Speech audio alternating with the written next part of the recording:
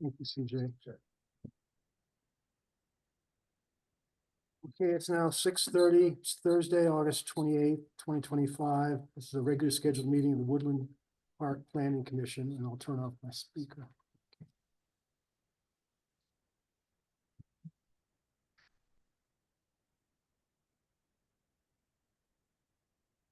CJ, can you call the meeting to order? Can you call the roll? Yes, sir. Jared Newcomb, Here. Ken Kennedy,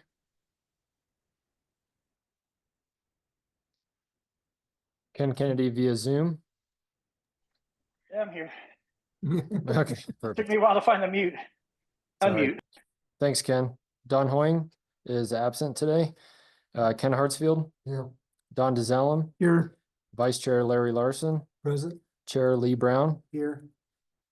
and online we have our planning director, Karen Schmink, as well as our city attorney, Nina. Right, we have a pledge of allegiance. Allegiance to the flag of the United States of America, and to the republic for which it stands, one nation, under God, indivisible, with justice for all.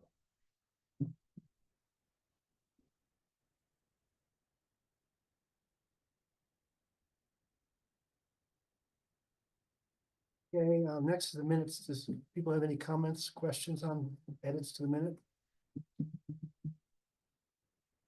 I had a couple items. You guys tell me if it makes any sense. All right.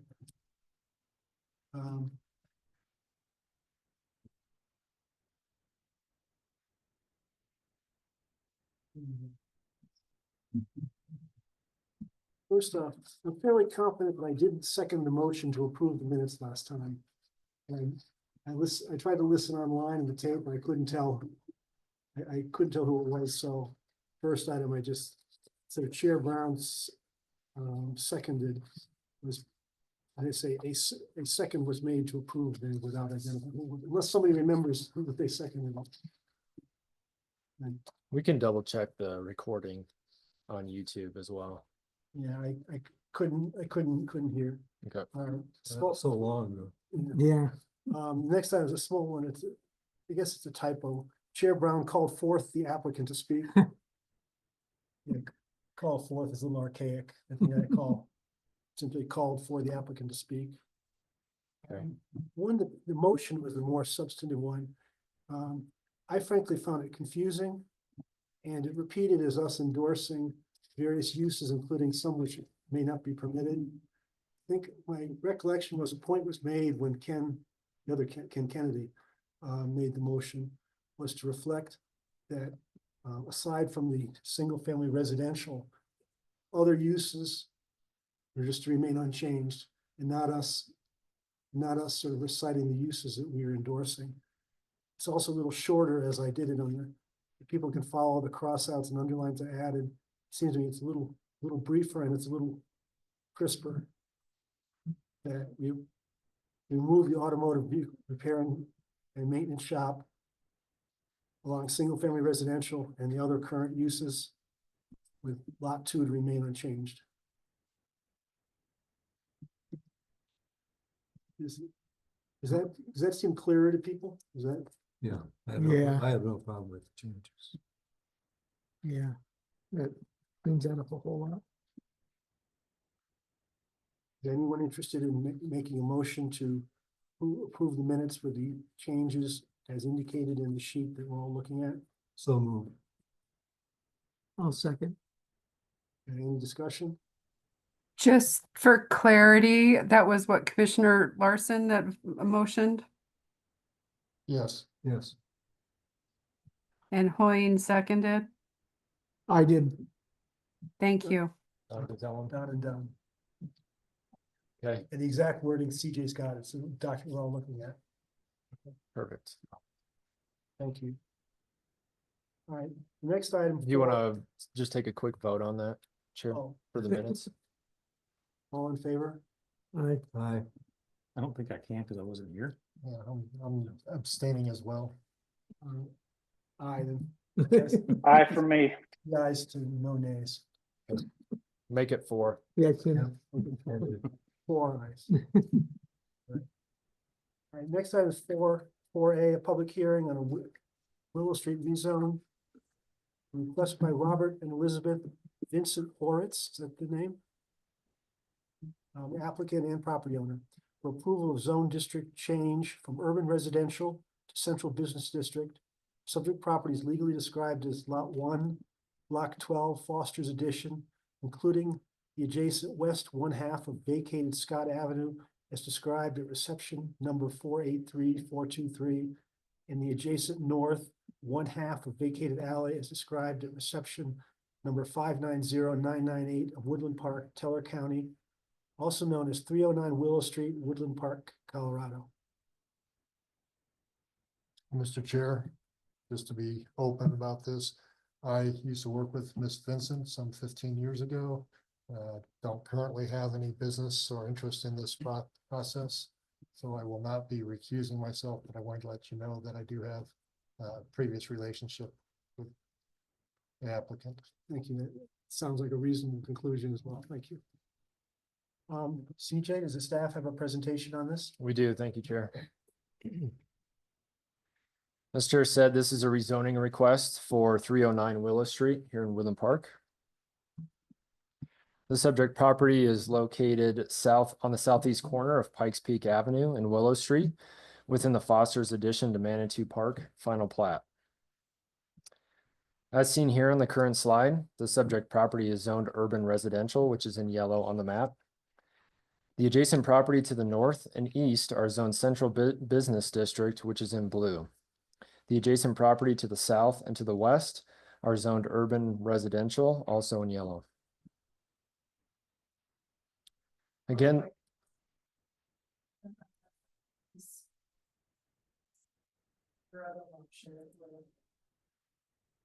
So right above the blue square on Chester, got a little square in the middle.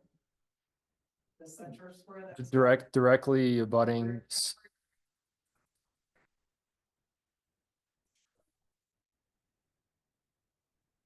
We can double check that. This is the latest version that we have on our website. But we can double check that, so. Because whatever you shared with me, it showed that blue. And I know that that property that does belong to Carter's subdivision, so not sure the connection on that. Okay. Or Carter's, the Carter property that's facing 24. Okay. Again, the subject property is located on the southeast corner of Willow Street and Pikes Peak Avenue. To the north of the subject property is Pikes Peak Avenue, a single-family residential home, and the Human Bean, which are both zoned central business district. Single-family residential houses are located to the south and to the west of the subject property, zoned urban residential. Lastly, directly to the east is the Peak Fly Shop and Forest and Planter in the CBD zone district. The next few slides, we have some site photos here. This photo is of the subject property looking south at, taken from Pikes Peak, looking south at the subject property. This photo is 180 degrees from the last photo, taken from Pikes Peak Avenue, but facing north. On the left-hand side of the slide is a single-family residence, and on the right side is the Human Being. And both of these parcels on this picture here are zoned central business district. This photo is taken from the intersection of Pikes Peak Avenue and Willow Street. This photo is of the subject property facing southeast. Again, this photo is in the opposite direction of the last slide, looking northwest, which is a single-family residence zoned urban residential. This photo is taken from Willow Street, looking at the subject property facing east. And lastly, this photo is taken also on Willow, looking right across the street to the west.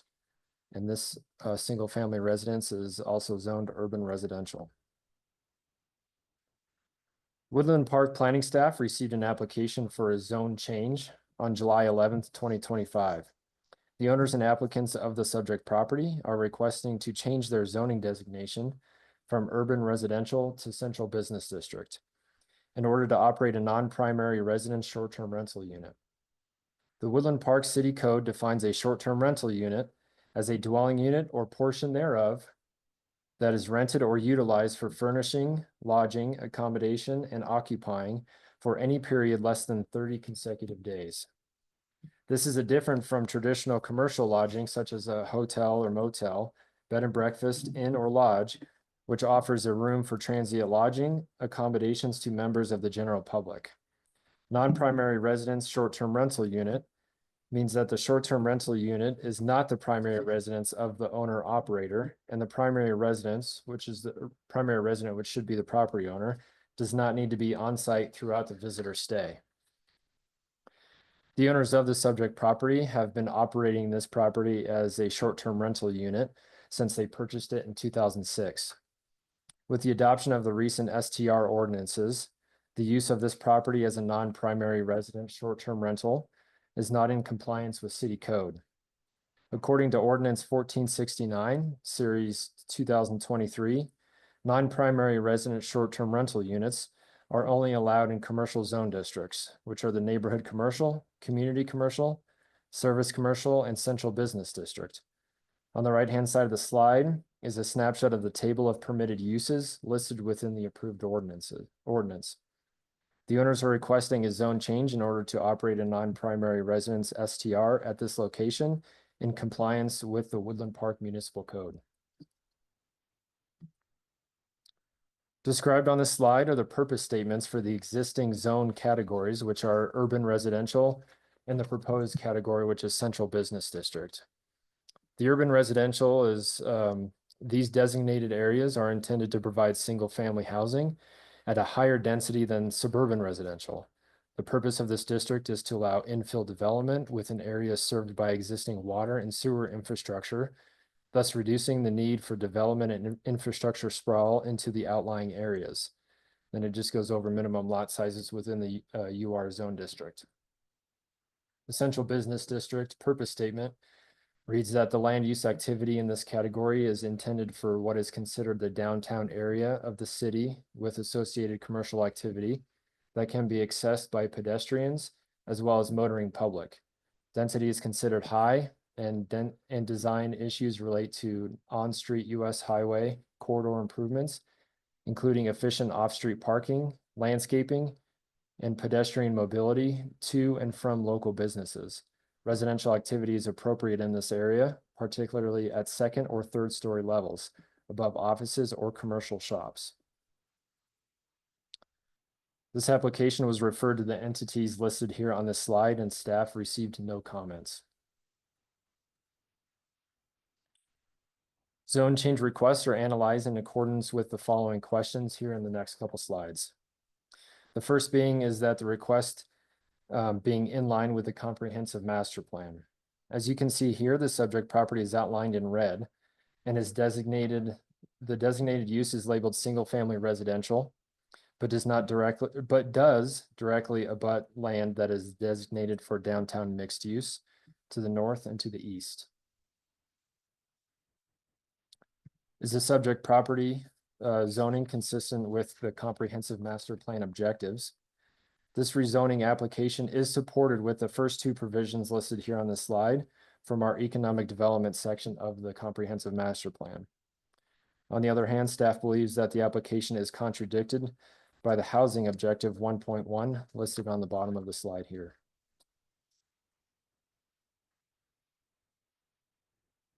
What has changed in the surrounding properties that warrant a change in the zoning classification?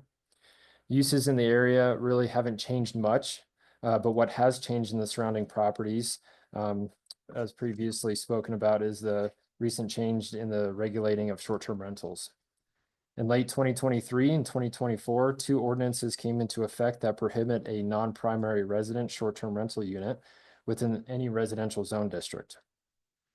Number 4 is describe the appropriateness of the CBD zone district at this location.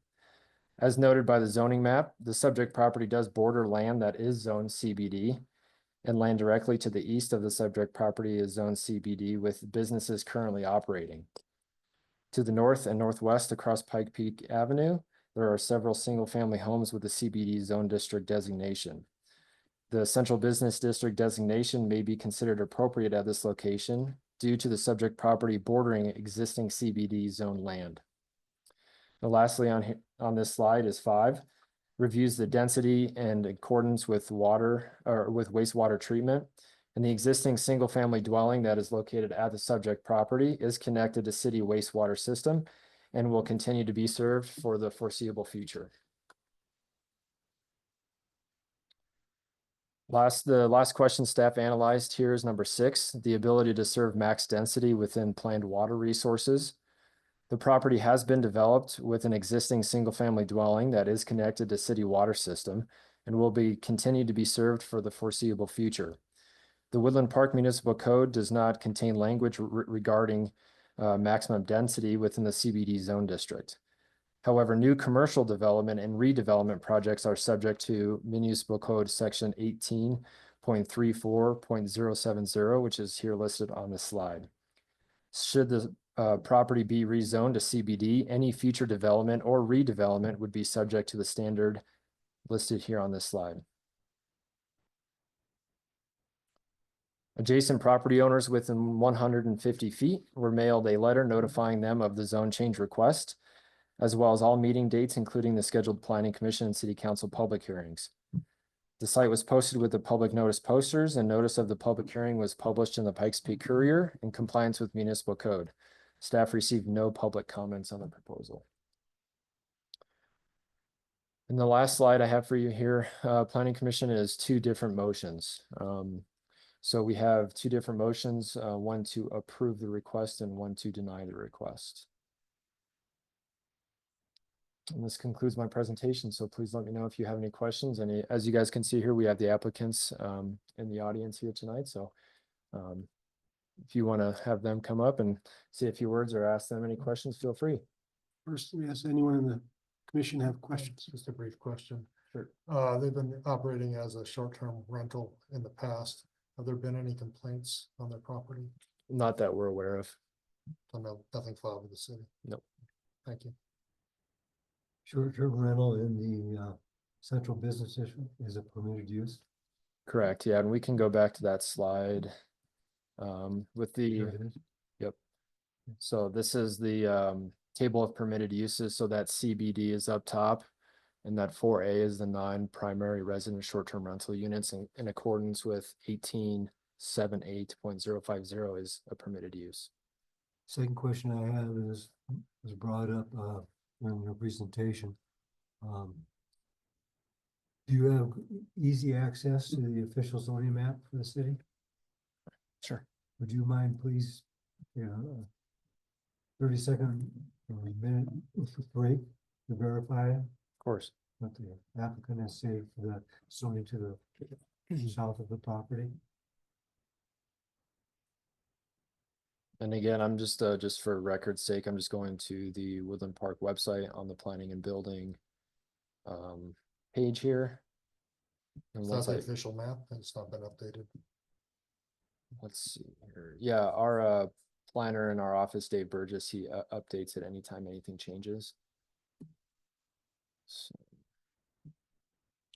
the last time it was updated was August 28th, 2024, So which that's is rezoned. weird because that's a year ago today. So, so let me just share my screen real quick. Load.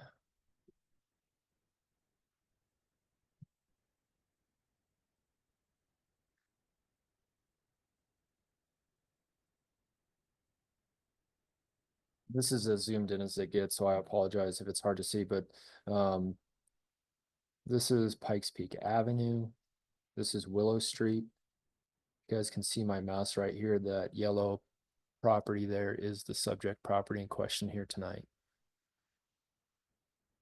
So on this map, the blue represents the central business district. The blue represents the central business district. So on the right-hand side here, this is, where the Peak Fly Shop is and the Woodland Park U Store.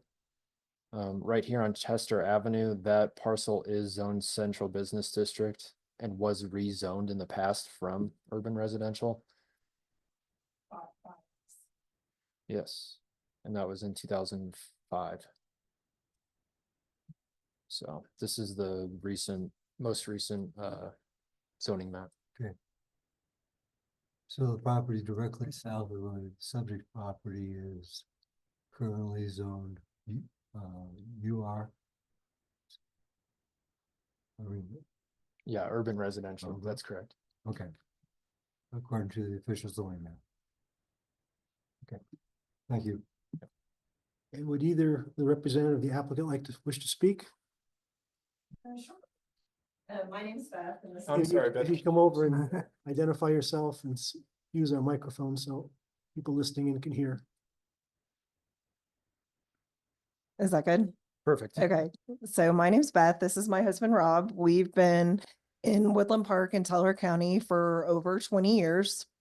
We own 309 Willow Street and then 306 Chester Avenue, which we purchased approximately 20 years ago.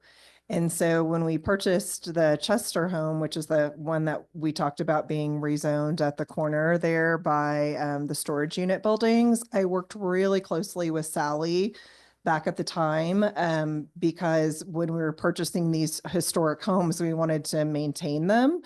And we were at the time looking at putting our office, our home office at the Chester cabin. We've since just maintained it as a residence, and the same with our other one, but we did a lot of work to kind of vacate the alleys at the time. And then that's why I know about that property in the middle. I don't know about it not showing. I swore I saw something where it showed blue, but that property was unclaimed property. And so it went to Carter Storage Buildings when we vacated the alleys. So we actually vacated the alleys that run behind the fly shop, behind the storage, that run between the one urban residential property on there, which is one owner. His name's Marty and he lives in Kansas. He's a great friend and neighbor of ours. And then we also, again, that alley vacated along Chester. And so at the time, 20 years ago, or approximately 16, 17 years ago, working with Sally, that road, what's the road, Pikes Peak? It didn't even exist at the time. And so, the vision of the city at the time was, that road coming into play, our whole block potentially going into that mixed use development as the property headed towards what was the Saddle Club property. Again, I know a lot of things have changed and things have done different designs and projects and layouts over the years, but that was the vision. And so honestly, I don't know that I would even be standing in front of you tonight had the municipal code not changed on us. And we, were notified just shortly back in June that we wouldn't be able to continue hosting travelers and guests at our homes. I know our homes are historic. They were built in the early 1900s. They were original vacation cabins as people came here to Woodland Park to spend time and vacation. And we're, again, adjacent to, the coffee shop. We're right there by the Arby's, the Dinosaur Museum. So I know a lot of our travelers and guests and friends really support a lot of our local businesses because everything is just within close walking distance. So it's always been our intention to kind of maintain the historic nature of our properties and keep them very much fitting into the community and the development and the downtown plan of the desired goal of Woodland Park. And I think we've, done a good job of that, keeping up. Again, I've never had any complaints that I'm aware of. We primarily reside at our property that's adjacent to it. So we're often interacting with the travelers and guests who are coming to our property. And again, I've just, we only host 4 guests. So, it's not, a lot of the complaints you do hear with short-term rentals, it's not anything we've ever experienced for the most part. So do you have anything to add to that? I'm married well. Do I got nothing to add. you guys have any questions for us? Where is your residence? We're at 306 Chester Avenue, which is catty corner on that zoning map. That was a property that was zoned residential. And I worked with planning in the city to rezone that to central business district approximately 16, 17 years ago. So again, at the time, the vision of city planning was that that whole block would transition potentially to central business district as the downtown developed and expanded and that Pikes Peak Road was put into play. So that has since happened. When they built the Human Bean, we saw that road come in. At the time, it didn't exist. So Yeah, we had this slide made up just thinking, I kind of knew this, that 306 Chester was going to come up in conversation. So I just kind of made this really quick today so that yeah, the parcel in red is the subject property tonight. And then the 2005 rezoning request, which was approved in that parcel zone CBD. So that's your full-time residence now is 306. yeah, my husband's a Larry was pilot. asking. My husband's a pilot, so we commute. But yeah, when we're here often in Colorado, we spend about half the month here. That's where we reside. So just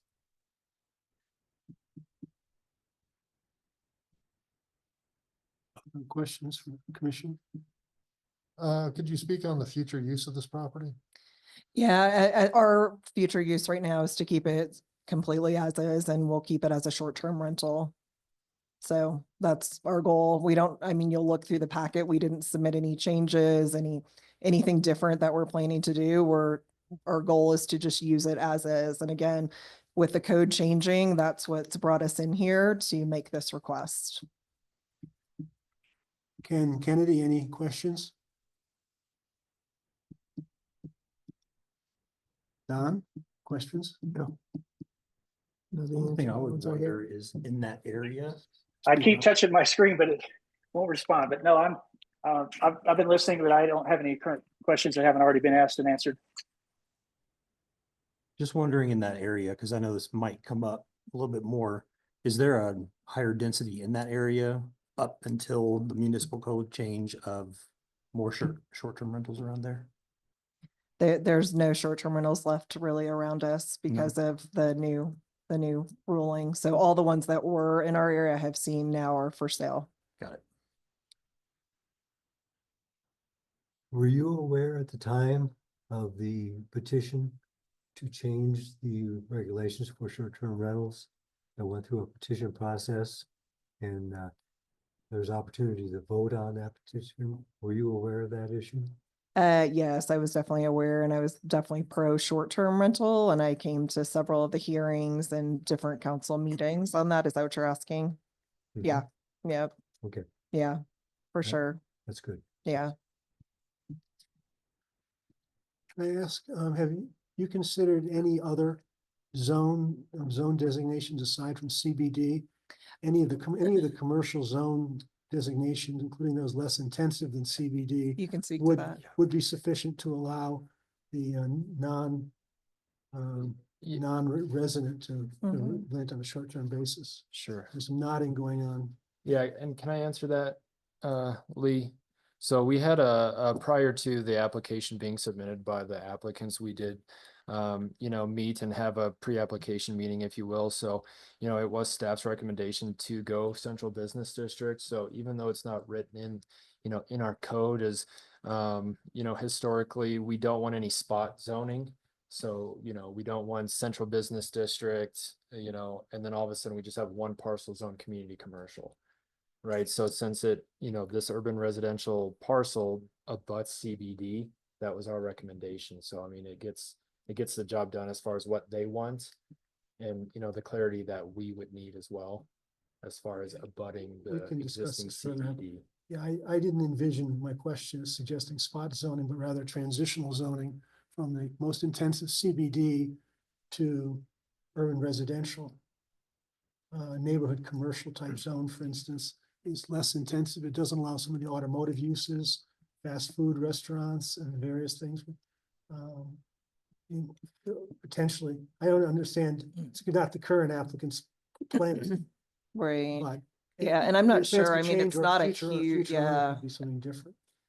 Yeah, it's not a huge property, so I'm not sure how much you could even get away with on Yeah, that. I But think if I think those conversations could have been different if it was, this whole block getting together and asking to be rezoned, then, I think we would have had those conversations as far as, maybe possibly a neighborhood commercial and a transition zone.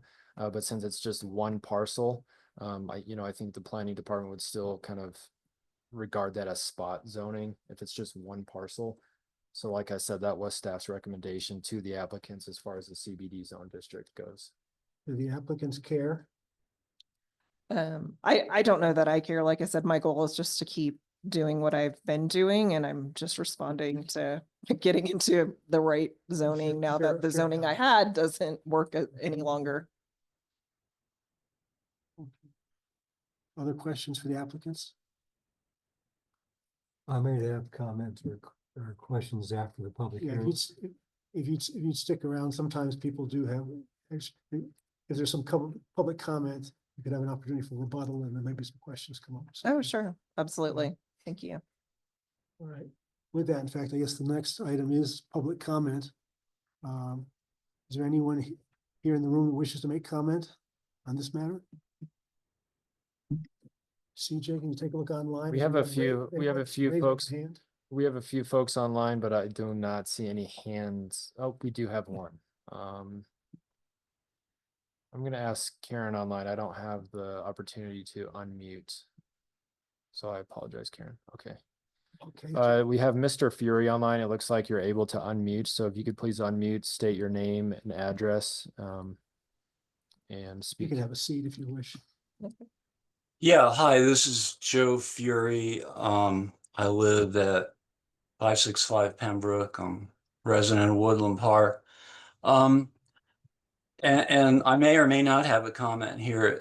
When pictures were shown of the residence, it looked to me like there was firewood stacked against the house. If that's true, can the rezoning be made conditional on removing that? Because that's kind of a hazard. And if the property is being used for rentals, there could be people there who don't understand how that's hazardous for fire.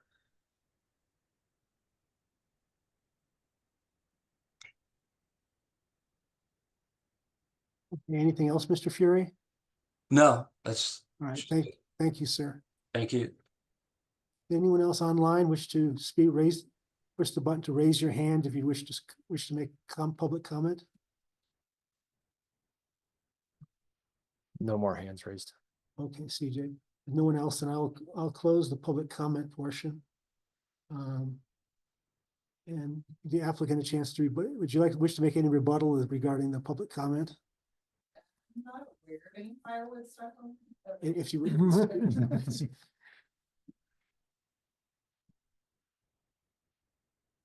I am not aware of any firewood stacked on our property, but I'll certainly double check that. So yeah, certainly not something we do on a normal, regular basis. Did he reference, Mr. Fury reference a picture that you photo? showed up there, CJ? Yeah, we can, let me just redo my presentation. real quick. I was looking at the two in the packet and I don't see any, but.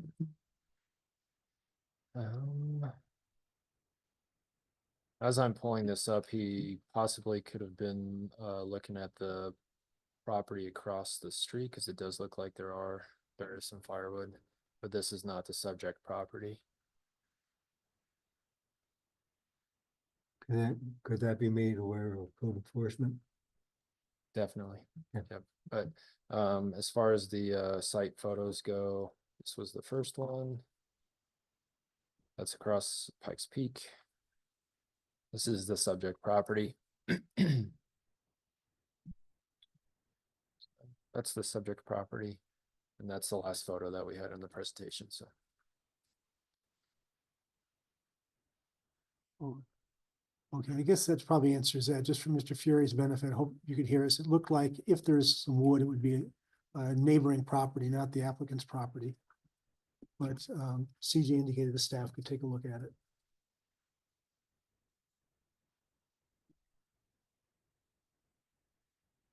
Any commissioners, any discussion? bring up the subject of the comp plan, which is an inspirational document and not necessarily a hard line in the sand. And since we have the central district coming immediately adjacent and to the north to them, the zoning change from the comp plan perspective, I don't have an issue with.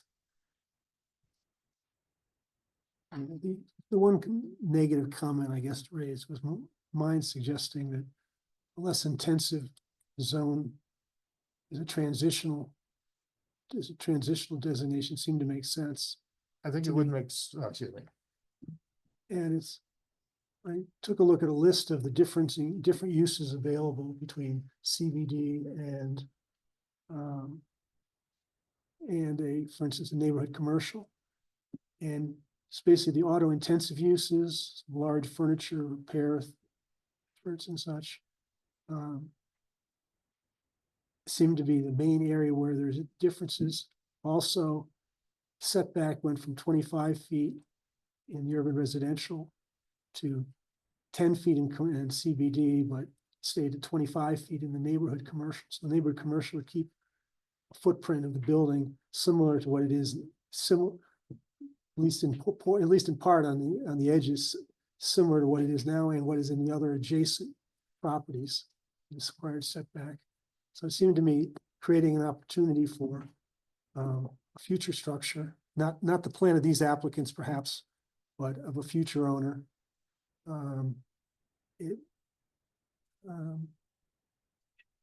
seemed to me more than the neighborhood needs right now. And a neighborhood commercial would fully satisfy the applicant's request for or need for a zone that would permit them to have the short-term rentals where they do not reside on the property. Excuse me. I appreciate your line of logic and thinking, but from a staff perspective, I do have concerns about zoning just one property a different designation than the properties around it. That is actually the definition of spot zoning, and it potentially creates an issue when somebody else in a very different location, very different circumstances is wanting to change their zone district and their request is not supportive. And they're looking at the map and they're going, well, what about this one? So it potentially creates other problems. So that's why from a staff perspective, we're much more comfortable with either keeping the current zoning and holding on to supporting housing options for our municipality, or if you're comfortable with their current commercial use, going towards that adjacent zone district, of which other properties across the street also have residences on them that are zoned similarly, or all that CBD district. So that is the staff perspective on that. Thank you.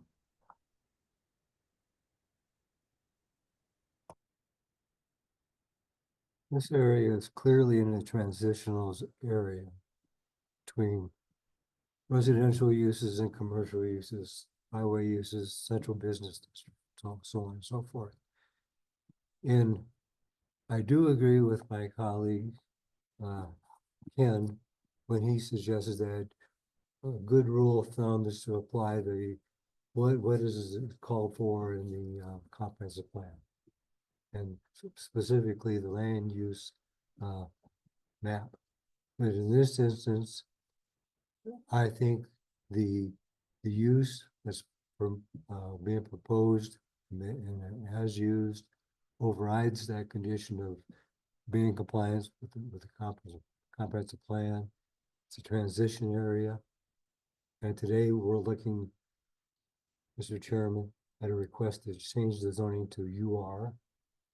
That's what the request is before us today. And I will support that. No, it's CBD. CBD, excuse me, CBD. And I will support this zone change. I do. For the applicants, please understand, I'm not disagreeing with your proposed use. It seems a sensible location for it, except it's zoned wrong and it has to be compliant. So, other comments, Jared, Don? I'm comfortable with Ken Kennedy? Comments? Questions? There I am.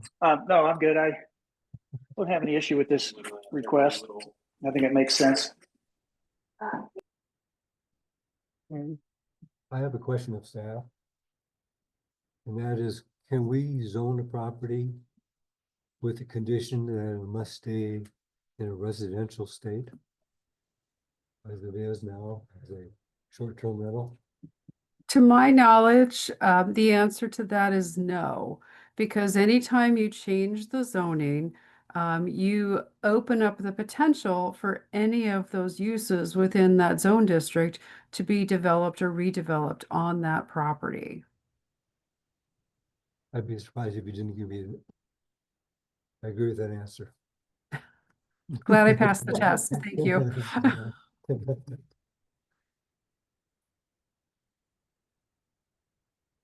Maybe there being apparently no more comments. Does anyone wish to make a motion? I'll give it a shot. And There's, and I staff can- had some draft language you'd like to put up, yes, might help frame a motion. please. Easy for us. There we go. Okay. Reading from the screen. The planning commission finds that there is sufficient reason to change the zone district from the subject property. The recommend, offer the recommendation to the city council, to recommend approval of the zone change from urban residential UR to central business district for the subject lot. I'd like to second that. Ken Hartsfield with the second for the record. We have a motion and a second. Any more discussion before I call vote? No discussion, call the vote. Jared Newcomb, Yes. Ken Kennedy, Yes. Ken Hartsfield, Yes. Don DeZellem, Yes. Vice Chair Larry Larson, Yes. Chair Lee Brown. No. Motion passes 5-1. Thank you. And there will be a city council public hearing on this, I believe, October 2nd. Is that still right? No. Just want to make sure. Was that a first or second reading? Oh, okay. October 2nd is the public hearing for this item. The first reading would happen the second meeting in September for city council. I forget which date that is. I think that's the 19th. Yeah, so the first reading, I apologize, I spoke to the applicant earlier today and told her the wrong date. September 18th is the first reading of that ordinance. And the public hearing is October 2nd at 6:30 PM. Correct.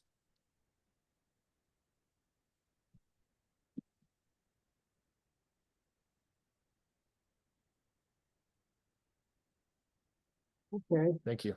moving to the next item on the agenda, item 4B, ordinance amendment. Regarding recommending approval of an ordinance amending Title 18 of the Woodland Park Municipal Code to address recent state legislation requiring changes related to accessory dwelling units. It's HB 24-1152, residency occupancy limits, HB 24-1007. The staff have a presentation. I'm teeing it up right now. And I apologize, I have a very slow connection, so bear with me if there's a little bit of a delay. I was laughing to myself earlier thinking about this STR where I am staying. The internet is ridiculous, so I'm gonna have to leave a bad review. So anyhow, so your code in front of you this evening, back on 2 weeks ago, August 14th, we had a work session related to necessary changes and the language that then would be inserted into an ordinance for public hearing and hopefully recommendation to City Council. As the chair announced, these would be changes to Title 18, which is our land use regulations.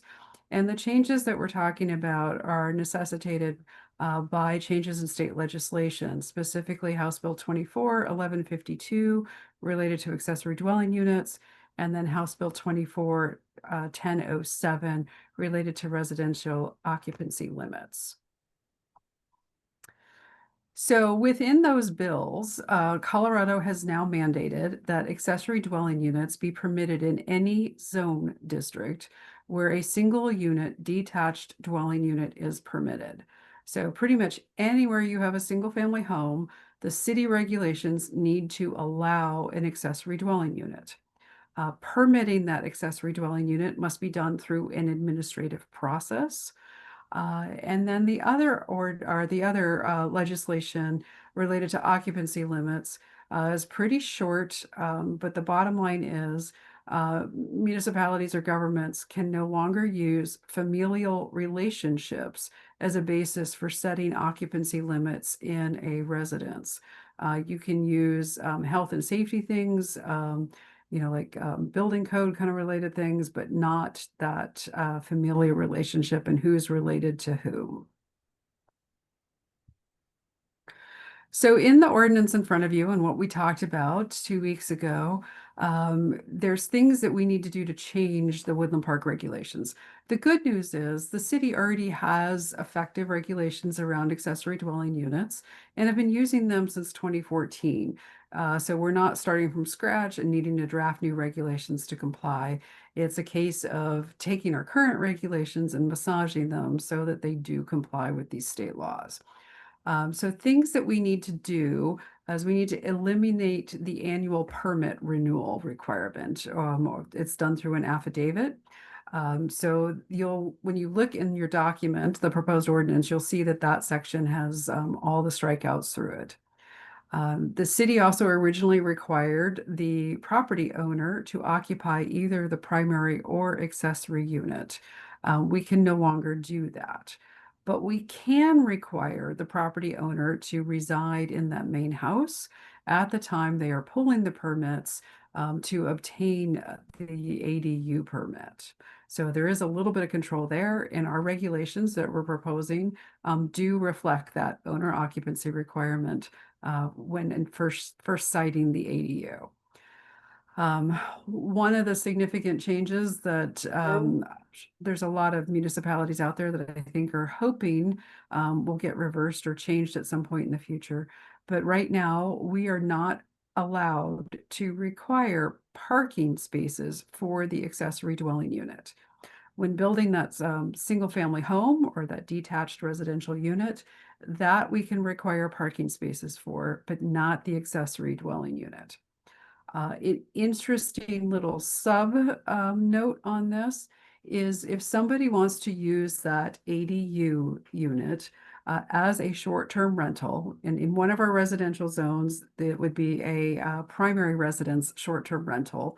So the property owner would need to reside on site whenever they have guests in the short-term rental unit. As part of permitting the short-term rental unit, we can still require, as our code sets up now, parking spaces for the guests of that short-term rental unit. So that piece does not change since it's a different section of the code. But in this document in front of you, you will see the strikeout related to parking spaces for the ADU for accessory dwelling unit purposes. One of the other things that Woodland Park had in place was density controls for where ADUs can be established. There were requirements that ADUs needed to be separated by either, I think it's 300 or 600 feet apart or between them. So not every house, when they're on smaller lots, could potentially have an accessory dwelling unit. Per state law, we had to eliminate that particular provision. So you see that as a strikeout in the document you have in front of you. And then related to the occupancy limits, the ordinance in front of you does propose deleting the definition of family, since that can no longer be used around setting occupancy limits in whoever resides in a home. So the proposed update, what it does do is we have a couple of things we've added. One is a section that will bring clarity for a process for anybody who has an pre-existing non-conforming ADU, bringing that into compliance with the regulations. So that's set out there. Luckily, we do not have too many of those back from when the regulations were first put into place, but it definitely is a path forward to help get those folks into compliance. One of the big changes and suggestions that staff's excited about is adding language regarding a functional accessory dwelling unit. We think this will be very helpful when talking with somebody about permitting or enforcing requirements, since sometimes folks are a little creative about what they're doing, that, oh no, my theater room with the fully functioning kitchen is not an ADU. But the bottom line is, if it through this tool is if it looks like an ADU, if it functions like an ADU, if you've got a kitchen, you've got bath, you've got sleeping areas, it's an ADU. We don't care how you label it on the plans. And then we do have two new definitions that we think are a good addition. One is the definition for what is a household, as opposed to family, and then a definition for household living. That definition of household living, I think, would have been very, very helpful a number of years ago, back when we were first dealing with short-term rentals, and that argument of, is it a commercial use? Is it a residential use? It provides great parameters around exactly what living in a residence looks like versus renting one as a guest for a short term. So I do need to drill into the definition related to the accessory dwelling unit here a little bit. And CJ handed out a paper to you that's got two of these definitions on it. So the first one at the top of the page is what we talked about back on August 14th. This is the existing ADU definition in our city ordinance with a couple of small changes, pretty much the adding of the numbering, and you can see the underlines, things that have been added, and elimination of the word living, and instead dealing with it as a dwelling unit. So that was what the group had talked about, and the direction that was given to staff was, this is what we wanted to see in the proposed ordinance. So over the course of this past week, while you guys were reviewing your packet, Commissioner Larson had made a suggestion to potentially restructure this for what he was describing to us as he thought would bring additional clarity. So the second option, and we appreciate the running start, so thank you for getting that to us. We did run the suggestions past the city attorney's office, and this is not a strikeout underline version, but this is what passed legal muster as for being a potential alternative to what we currently are proposing. So all of the same bones are there. You still have the sub definitions of what's a habitable dwelling unit and what's a primary unit. The language is still very much consistent with any of the other terminology we're using in the proposed regulations. So that's extremely helpful that we didn't accidentally throw in a new term that's not otherwise defined. We can circle back to these when I get done, because I only have one more slide here. And so the last slide here was, ideally, should the Planning Commission find that the provisions in this proposed ordinance are satisfactory, the Planning Commission should recommend that City Council approve the code amendments as presented. So that's what I had for you this evening.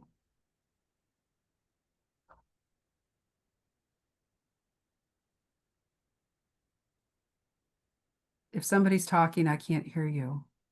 We're quiet right now. I'll be quiet then and let you think. I might state that I made this recommendation for the change in the definition. When you look at the existing definition in our existing code, we get into a long discussion about attached, detached garages, accessory to, so on and so forth. And that just seemed to be very confusing as part of that definition. So what I suggested was just to clarify, be to the point, and I really appreciate Karen and Nina taking that suggestion and running with it. So that's why I suggested that change, just to clarify. Also, at the last work session, I might as well say this right now, I was very vocal about the provision coming down as a mandate from the state. Since that time, I've had a lot of time to think about that. There's been news articles about that and what the state is doing to enforce these provisions.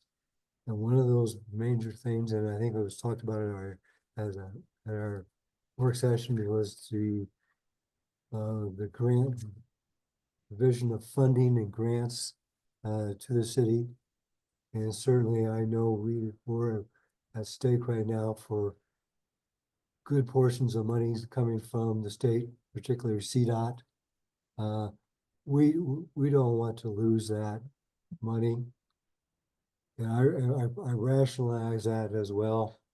That's a mandate by the state. I have a problem with that. But this particular issue of accessory dwelling units is a great tool to encourage affordable housing. And the way it's structured, the way it was drafted by staff, I think this is a good step forward. And lastly, as a personal note, I live in a suburban residential district. I wouldn't mind having my daughter move into my house, build an addition in a separate unit, or I don't have to see her every day, but I know she's there to take care of me, which will be fairly soon. So I appreciate that, and maybe I'll also be able to use this provision in my particular situation. I do have one thing I'd like to add to the presentation. I apologize, I didn't have it in there. It is important to note that a homeowners association may have restrictions and limitations around accessory dwelling units. That's still up to the homeowners association in terms of whatever they're doing with that. The city does not enforce covenants. We legally cannot enforce covenants. So, like I said, what we're bringing forward to you is compliant with the state requirements.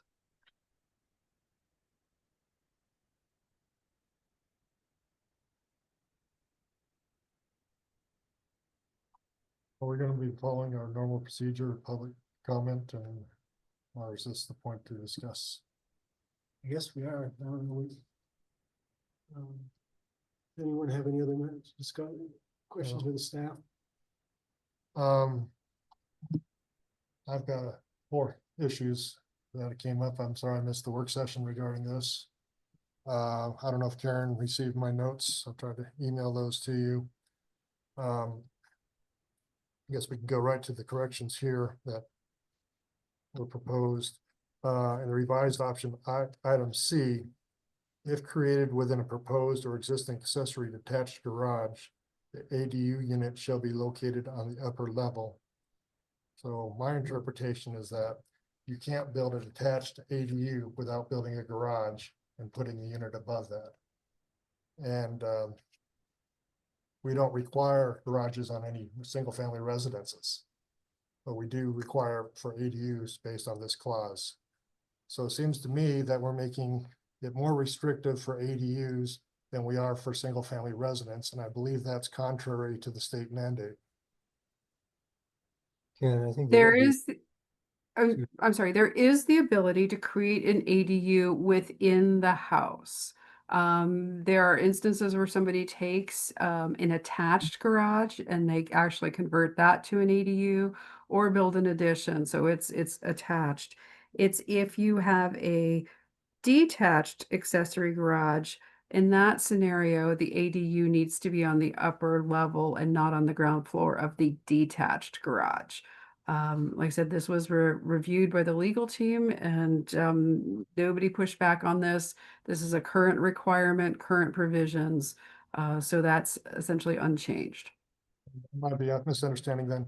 Can I build a detached ADU? Yes. You could build a detached garage with the ADU on the upper level, yes. Could I build a detached ADU without a garage? Yes, My understanding was no. no, It's. Well, ADU but I could be attached incorrect, detached so bear with me. dwelling unit. Yes, but based on this clause, it has to have a garage, the way I'm reading it. And No, it says if created within a proposed or existing accessory detached garage, should be in the upper level. If you don't put it in the garage, if you just make it, just put it separately on the property, then it doesn't have to be above it. How Right. about if you're converting an existing garage into an ADU? Because that's what I'm living in, is a converted garage. It's been converted into an ADU. I guess if it's no longer a garage, then it's a Right. Is detached it a ADU. garage? If it's It's not any longer. okay, then it's not garage. It's not a Okay, garage. so converting a garage, I don't know if I'm right, Ken, eliminates but I'm that. just But reading the just to language. clarify, and I think Karen, I want to build an ADU detached from my house as a scenario. Doesn't need a garage. The way this is written is, you've got options, so, and I'm working off what's in the proposed regulations, which is what's essentially our or our current code. So it's created within a single-family detached dwelling or attached garage. So that's one, Yes. so it's attached to the main house. The second option, because there's an or in there that says or created within a detached garage accessory to the single-family detached dwelling, provided the habitable dwelling unit is located on the upper level of the detached garage. So to do a ground level standalone ADU building, no, you can't do that the way this is written. Sorry, Nina, I know you're like, but seriously, that's the way it's written. That's the way it's been implemented. That's what your team agreed to. So yeah, you can't, the way we administer things in Woodland Park and the way this is written, a detached ground level ADU, where the unit itself is on the ground level, that's not possible as a detached unit. It's possible if it's attached to the house, but not detached. So if I were to build a new single family home, there's no requirement that I have a garage. Is that correct? Correct. So to build an ADU, you're being more restrictive, requiring a garage on a freestanding ADU. And again, I think that's in contrast with the requirements of the state statute. I disagree with your interpretation, Karen. You have to look at the revised definition. Number one, everybody read it Hang along, on. please. Accessory dwelling units means an internal, attached, or detached subordinate dwelling unit. Right. It doesn't have to be a part of a garage. I recognize that's the revised option B for the definition. What we talked about in the work session and what's in the ordinance in front of you was what we talked about at the work session. And it's based on what's currently there. So if you guys want to go with the revised definition, that's an easy replace. And that's all I agree with, yes. So it's an easy thing to replace, but because that suggestion came in well after the packet went out, it's not in the packet. So that's why it's in front of you in this format tonight. Karen, please understand the fact that something wasn't brought up in the work session is really meaningless. I mean, that was a thick packet that no one had seen before or really knew was coming. So this is really the first time the commission's had a chance to review this. We found a few edits when we were walking through it last time. And you are right. If you go along with the revised option, then you'll be allowing a ADU as a detached structure Without a garage. without a garage. Okay. So if that's important, that So it be- that's contrary to what Karen just if told it's us. important that it be within the garage, I think we need some different language to indicate.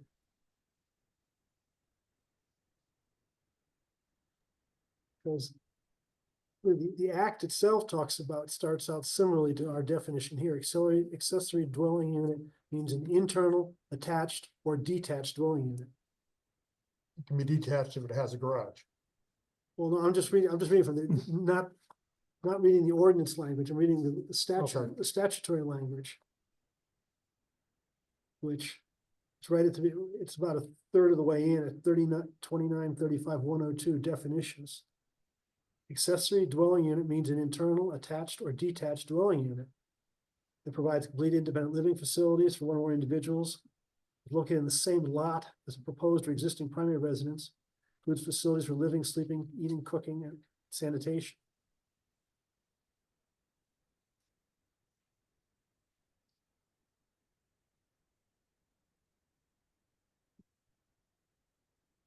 Okay, with Larry's revisions, though, I think, yeah, I think it can be detached and doesn't need a garage, but if it is a garage, it needs to be above the garage. You got it. Yeah, Okay, so Correct. I was interpreting the revised. that fits with what I think is, my impression is the model that some people that are supporting this are looking for could include modular units that would be delivered to a property, placed in the backyard as an accessory dwelling unit. And I think, in fact, in the beginning of the statute talks about the ability for markets to develop when there's more, when there's more places you could put things, and markets would develop. Now, I'm not saying good or bad, I'm just saying that seems to be what the statute requires and what we've got in our ordinance as written now. If we want to do something else, Ken makes a good point. I'm not sure it's consistent with the intent of the statute, but it does mean we need to do something else. Oh, Karen, if we're missing something, tell us. Well, I guess I'm not quite tracking with what your concern was there. Is it permissible for somebody to buy a modular dwelling unit, put it in the back of a truck and have it brought in, delivered to the backyard of a single family lot? You're not going to like the answer, but potentially yes. However, if you look at page 5 of the regulations in front of you, paragraph C1 addresses standards. And the bottom line is we have standards associated with building, new houses or new buildings in Woodland Park.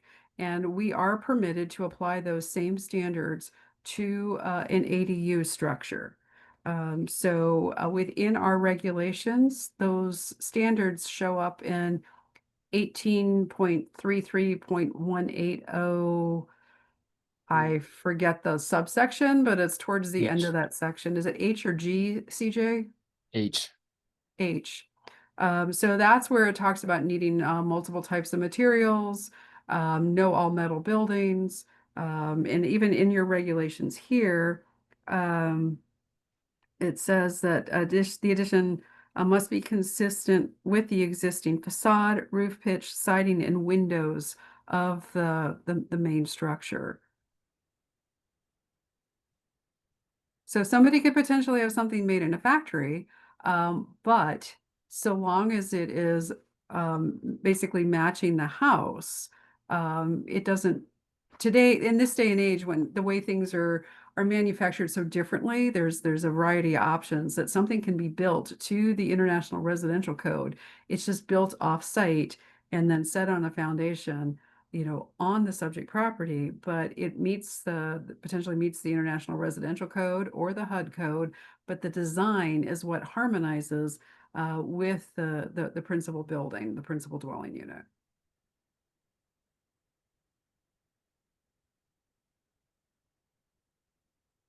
So yes, it could be a pre-manufactured building, but it has to look like the existing structure, basically, on these codes. And so you just have to customize your modular. Yeah, I wasn't making any pejorative comment on a modular structure. I was just trying to have a quick vision of what it is. You could do a stick-built detached ADU just as well.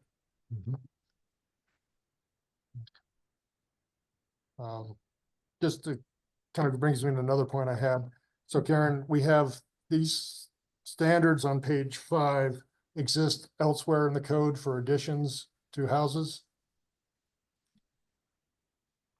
Yes, 18.33.180H as in Harry. And it's in this section of the ADU regs where it specifically calls out, matching, or being consistent with the existing facade, roof pitch, siding, and windows.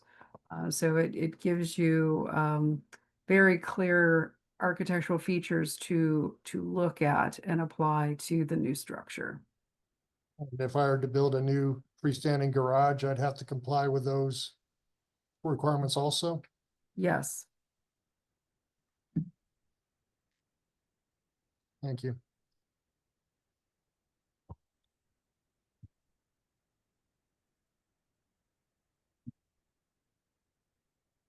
Ken had several items. Yeah, I got 2 more questions here. Are they best to wait to now or after public comment? Well, either way, I I don't know, was public just giving you the comments choice. on it. You the choice.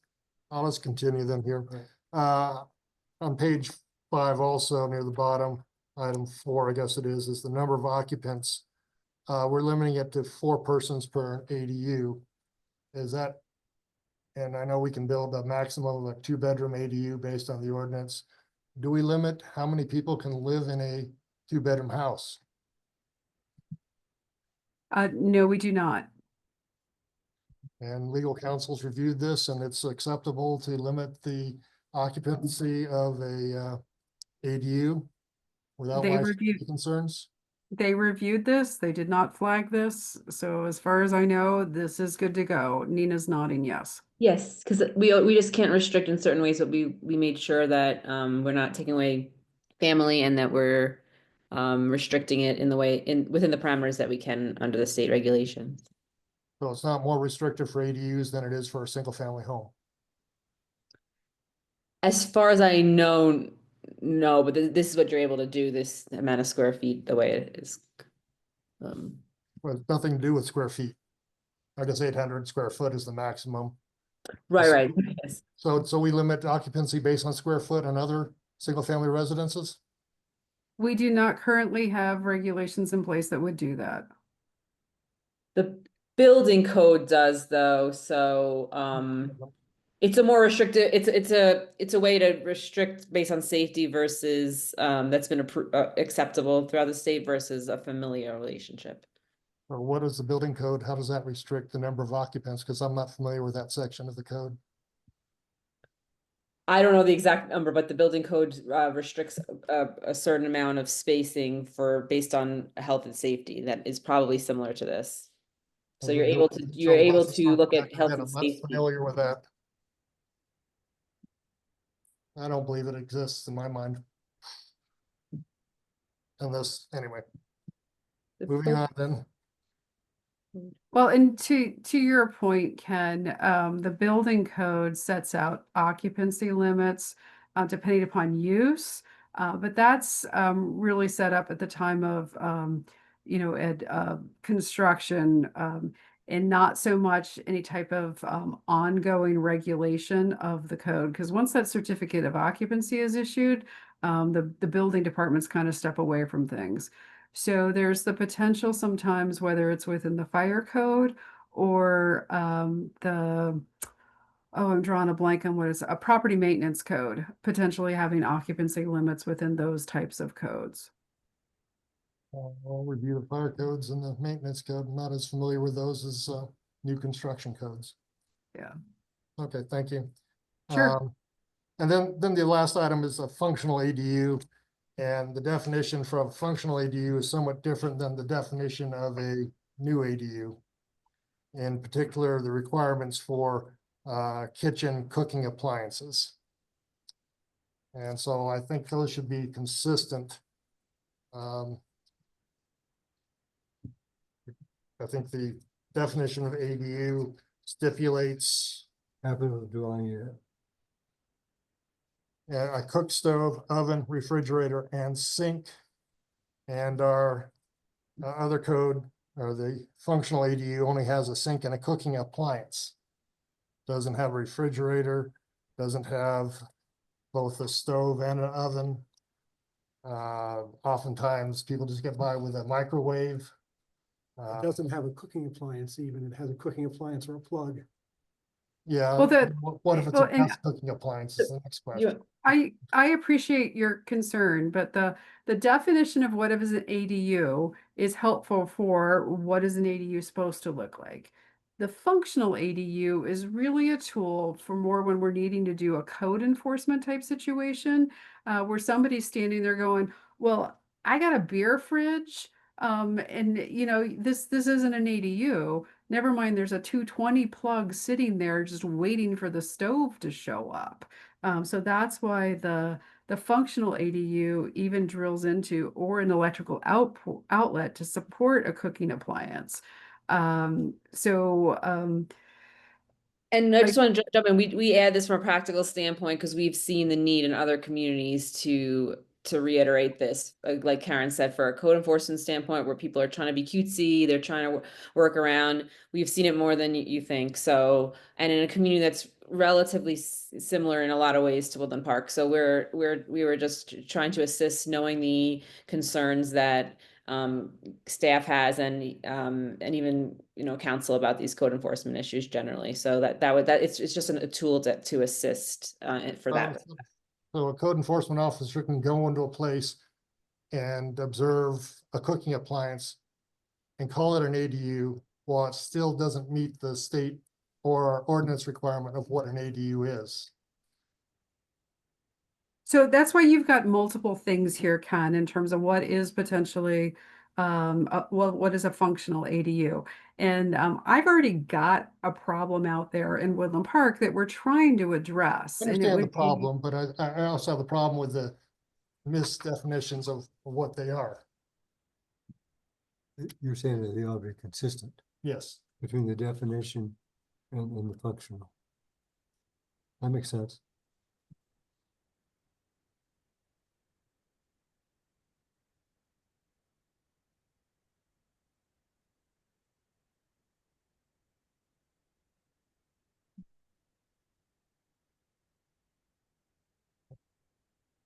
Anyway, the points I had, so I'll turn it back over to you, Chair. Thank you. Okay.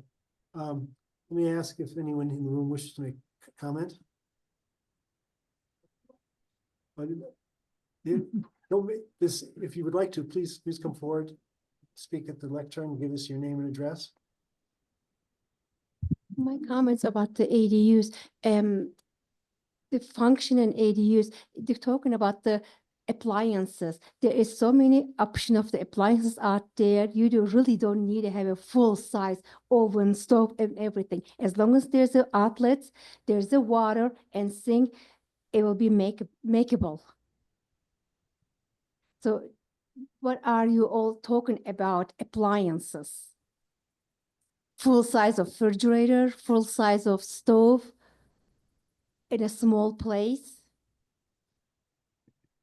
Yeah, just comment on that. Did you get a name? Yeah, I was just gonna say, for the record, could you please state your name? And my name is Sarah Graves. Perfect. I think we understood what you said. Anything further?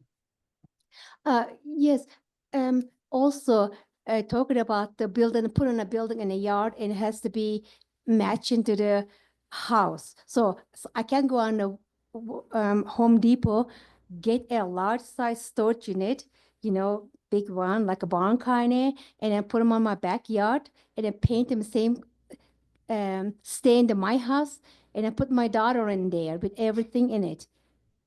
So would be acceptable.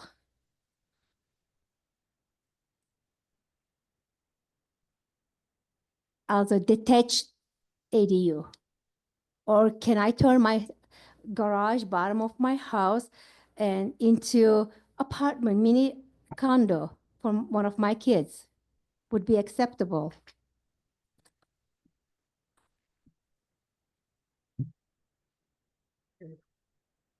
What is- Public comment isn't a series of questions and answers, I mean, back and forth. Identify, ask us your questions and the commission. Yes, my question is this, can I turn into my garage an apartment, or condo for one of my kids? What is the what is the what to say? What is the rules for that? Ma'am, Yes, there's rules currently in place in the city of Woodland Park. And what we're talking about is potentially revising those rules a little bit. So there's, is there a potentially- playroom there? I'm sorry, what? Is there any playroom there? What is the, you revising the rules right now for about this? My We're question. talking about potentially making a revision, yes. Okay, And so if you have a particular situation you would like to talk to us about, give your phone number to CJ and we can follow up with you on your specific request.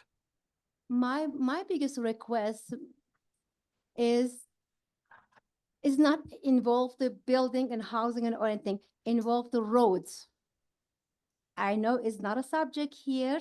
This is why I come here actually. I want to talk about it. Who I need to get touch with and how can I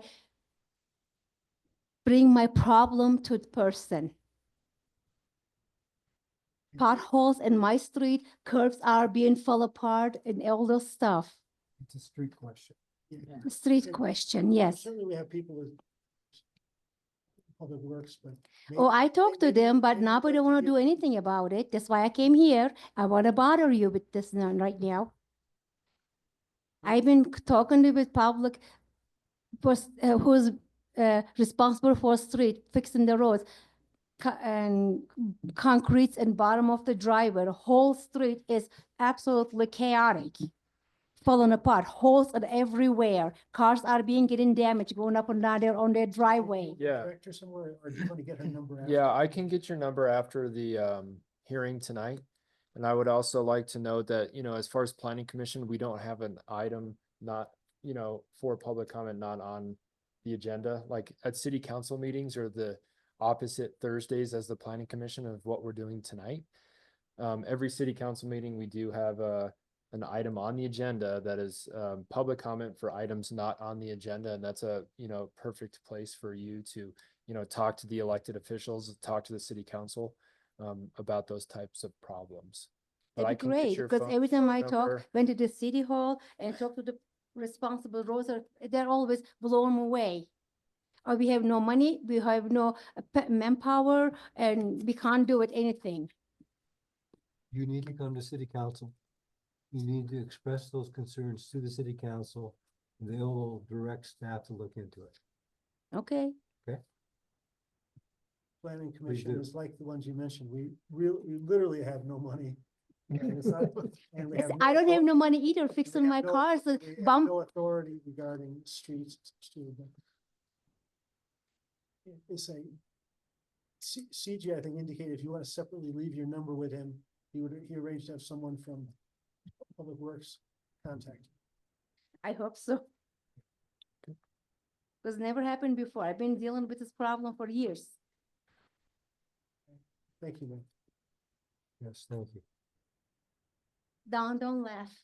Oh, I'm not laughing at you. I was just thinking of the comment about an ADU with, your daughter in it. It's not funny. CJ, is there anyone online that's raised their hand? for public comment? Anyone who's listening and wishes to address this matter, please press the raising your hand button. I'm checking here. We have no hands raised. Okay. Oops. Actually, we do have one. Karen, okay, we have Mr. Fury. Again, Mr. Fury, if you could please restate your name and address for the record, please. Yes, my name's Joe Fury. I live at 565 Pembroke Drive in Woodland Park. I think I just want to verify what I heard Director Schminke say, that HOAs that have covenants that prohibit ADUs can continue to prohibit ADUs in HOA covenant neighborhoods. Is that correct? To the best of my knowledge, it is. I'm not sure if Nina's able to confirm that for me or not. Yeah, so this new state legislation has said that the covenants are not, they cannot do that anymore, but that's a Oh, state okay. legislation issue. Not again, like you said, not the city, for the city to deal with, but the HOAs can no longer point to the covenants. The state legislation has overridden those. Thank you for that clarification, Nina. I That's all right. apologize that I misspoke. Yeah. Question, Mr. Fury? Oh, okay, so HOAs cannot prohibit ADUs. Correct. That's what our city attorney was just clarifying This- for us. Yeah, the state legislation will override that. But again, we don't get involved with that. That's between the HOA and the state legislation, but just to clarify that. Okay, would other HOA requirements like setbacks from side property lines, et cetera, apply to a potential ADU in a backyard?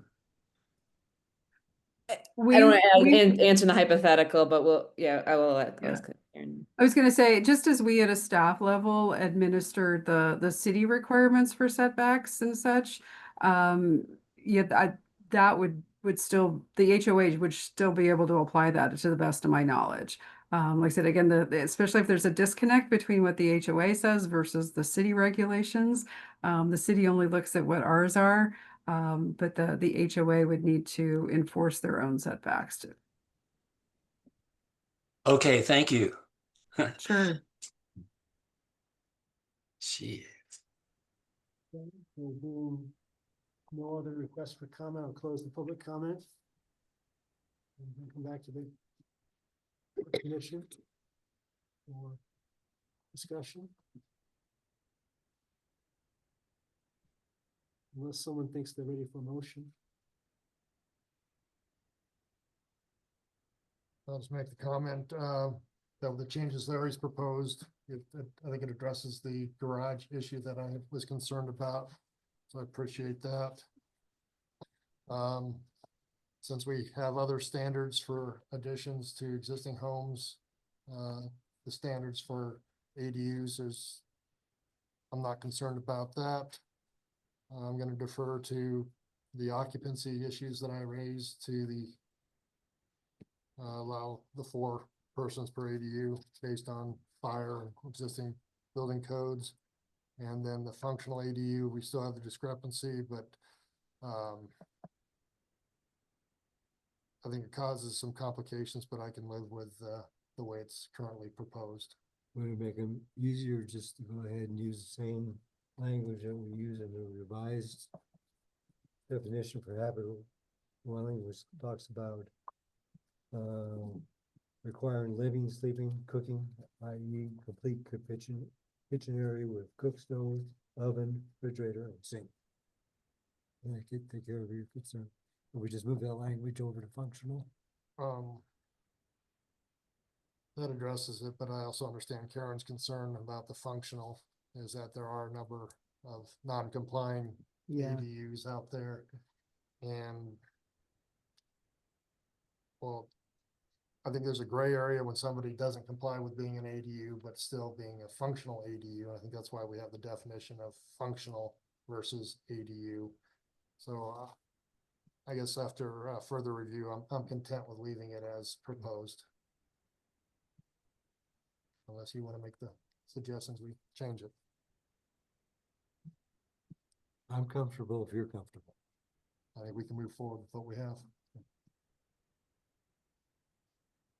I had a question of staff. Both Karen and Nina. Do you feel the proposed ordinance that we have before us tonight complies with the city with the state statutes for ADUs? Yes. Yes. Yes, yes. We got a recommendation written up for us on this one? Or we have to get creative? There's a couple small typos just in the way it was edited. Out for page 5, there's before standard, a D was there and should be shown, inserted and shown as deleted. In the middle of, Can you please, excuse me, can you please speak up? I'm having a hard time hearing you. So top of page 5, where are you, sir? top of page 5, in section standards, C. It used to be D, so if you're showing cross out deletions and insertions, you need to insert D, then cross it out, just to show where it went. In paragraph below that, 2, in the last complete inserted text, you've got 2 commas at the end of the sentence. Primary, the ADU shall not be sold separately from the sale of the entire property, including the primary unit, period, cross out, period. So Gotcha. bottom of page 6, there's a new 1 was inserted because you added 2 paragraphs, so you added some numbers. So D1, formerly E, which should be crossed out, should have a number 1 shown as underlined. It's an insertion. These are just added marks. I'm sorry, 1 should be underlined? What? Yeah, the 1 is new. Oh, okay. There's never a Gotcha. 1 before. Yep. Yeah, some of these might get picked up by section 7. The municipal code corporation might just choose to fix some numbers, but it's best to put your insertions and deletions correct to start.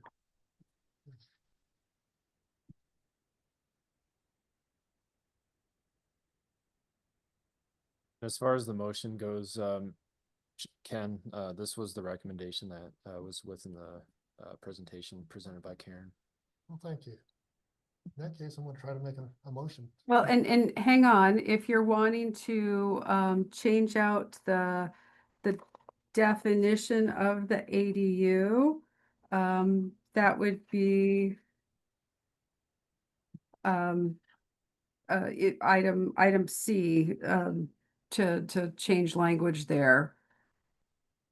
You know, on page 2. What about the language?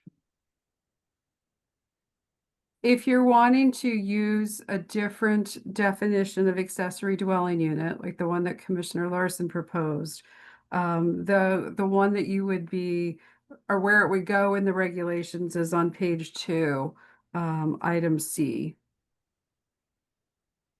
I didn't hear anybody make any changes in.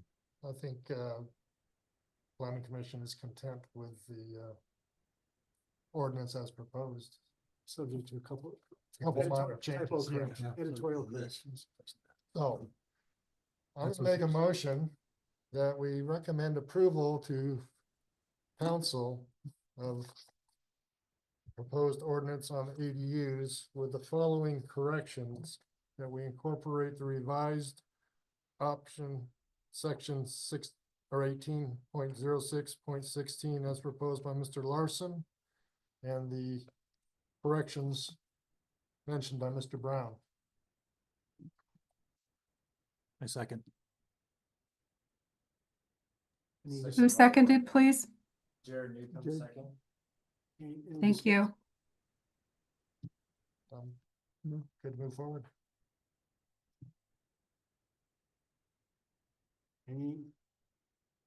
Just giving Ken a chance. Unmute. All right, we no further comment. I guess we've called for a vote. Jared Newcomb, Yes. Ken Kennedy,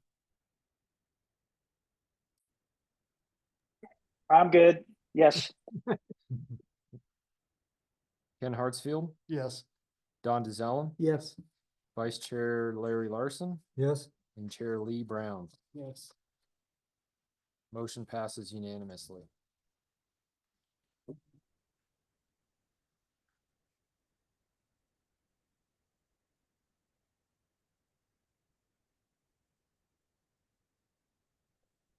Okay, next item is reports. I just have one thing for you this evening, and that is a reminder of the joint work session with City Council next Thursday at 5 p.m.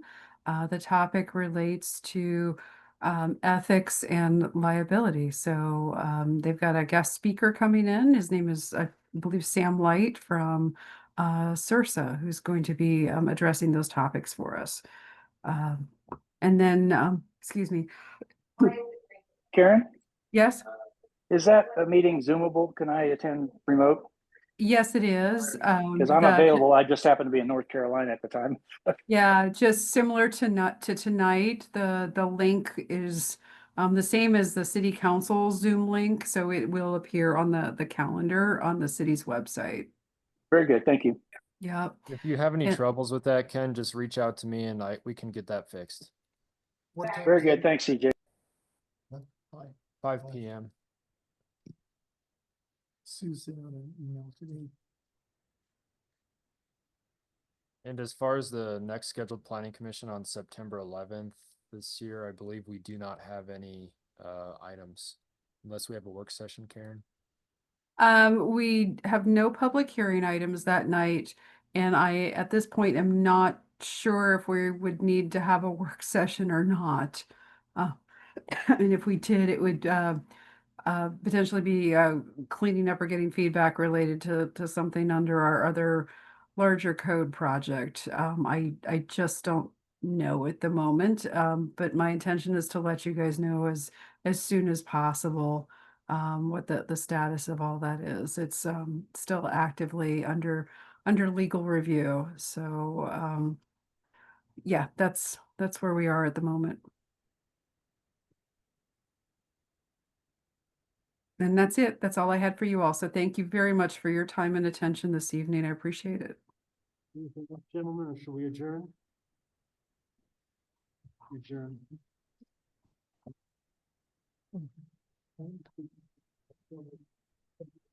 Thank you, everyone. Yeah. Yeah.